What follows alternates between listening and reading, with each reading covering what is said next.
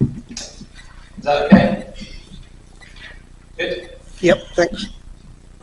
Cool.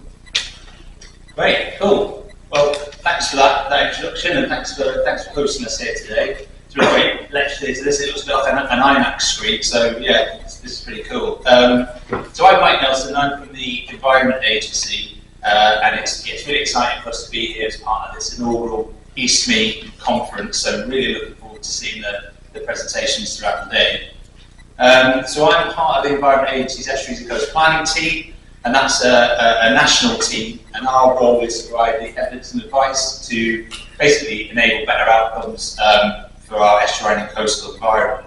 And one of the ways that we're trying to achieve that is by working as part of DEFRA's Natural Capital and Ecosystem Assessment Programme, and we're exploring where natural capital approaches might make a difference in the protection and restoration of our estuarine, coastal and marine environment. So I'm going to give a bit of an introduction to some of that work today, and an introduction to the NCA programme, and try and fill in some of the dots around how that fits in with EastME. So before I get into it, I just wanted to point out that although it's me here talking today, there's a whole bunch of us at the EA working on the programme. You can see their names up there, and we're also working really closely with DEFRA and other arms length bodies, so it's a real collaborative effort. So just as a very quick introduction to the concept of natural capital. So as we know, our marine, estuarine and coastal environments are home to a really diverse array of habitats that support a wide array of marine life. And so natural capital basically tries to give us a framework to help us safeguard and enhance these environments by enabling us to better quantify the benefits that these habitats provide to people, but also to wildlife, and help elevate their importance in decision-making processes. So, for example, you can see a few of our estuarine and coastal habitats here, and natural capital approaches kind of try and articulate and highlight the ecosystem services that these habitats provide. So, for example, our seagrass meadows and our kelp forests are biodiversity hotspots, and they act as nursery grounds for fish and help filter our waters through trapping sediments and cycling nutrients. Our salt marsh play a role in flood and erosion protection, and also sequester carbon, so have a role in regulating our climate. And these habitats also have a great amount of cultural and recreational value to the communities that surround them. But as we know, our marine environment and our estuaries and coasts are extremely busy places, and there's a whole lot of human activities that take place there, some of which have a detrimental effect on our environment. Our estuaries and coasts are also interconnected with freshwater systems and terrestrial systems.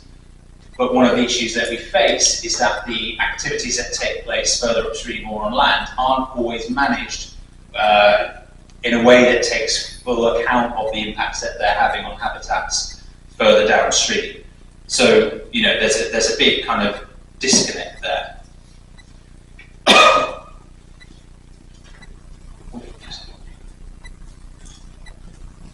So in England, for example, in recent centuries we're estimated to have lost around 85% of our salt marshes, 95% of our oyster beds, and our seagrass meadows are no longer found in up to sort of 50% of the waters that they were found in before.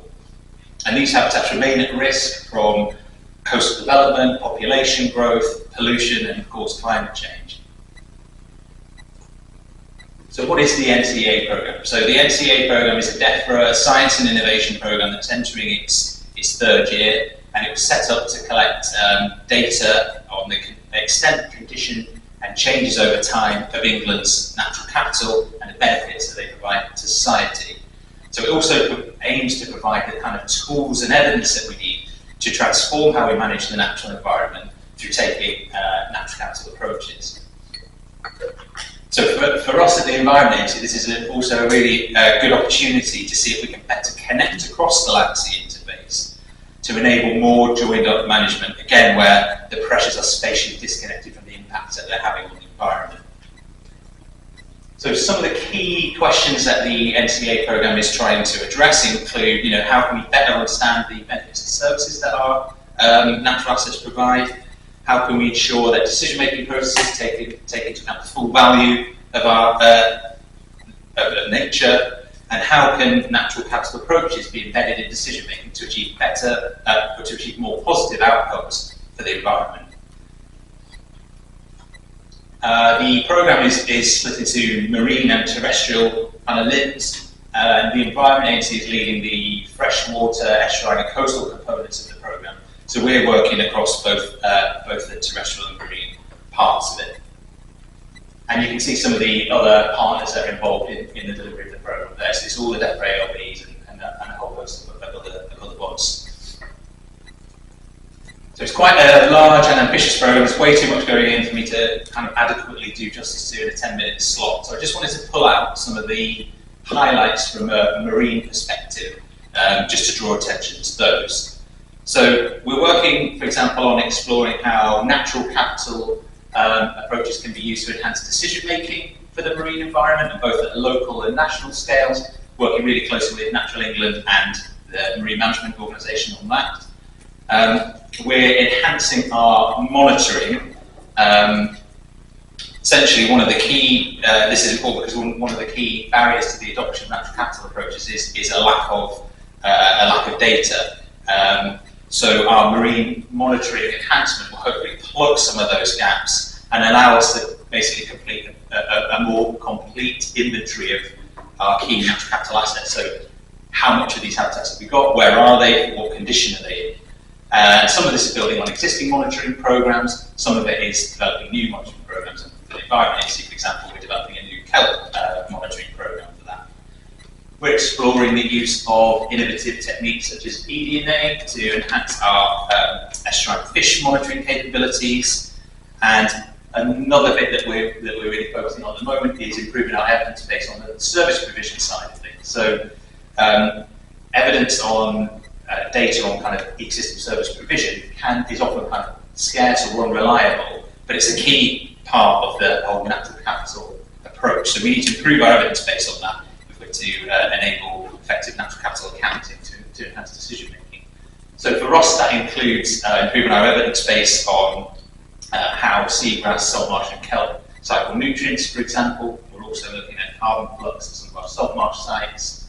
And our hope is that by combining that, as well as understanding kind of how much of these things have we got and where they are and what conditions they're in, we're also going to improve our evidence based on how they provide the services that they provide. So it's really important.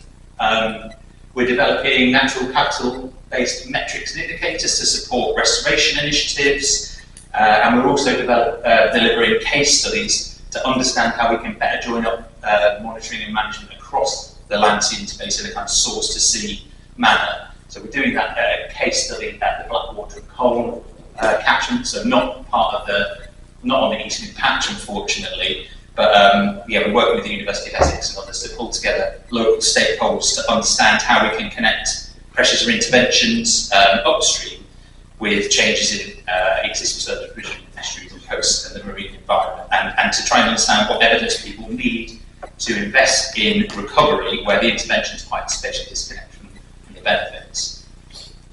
And then lastly, we have a work package looking at social capital. So as well as doing all the stuff on the natural capital, it's recognised that we also need to develop our networks and partnerships if we're to maximise the kind of impact of the adoption of natural capital approaches. And that's really what leads us here today. So for this project, we wanted to understand how we could go about bringing people together to harness the social capital to evaluate the state of our marine natural capital.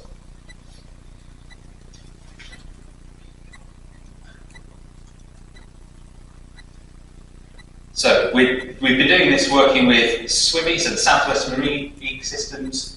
It's kind of a forum that runs an annual conference. Many of you will have heard a lot about this already through the communities of practice.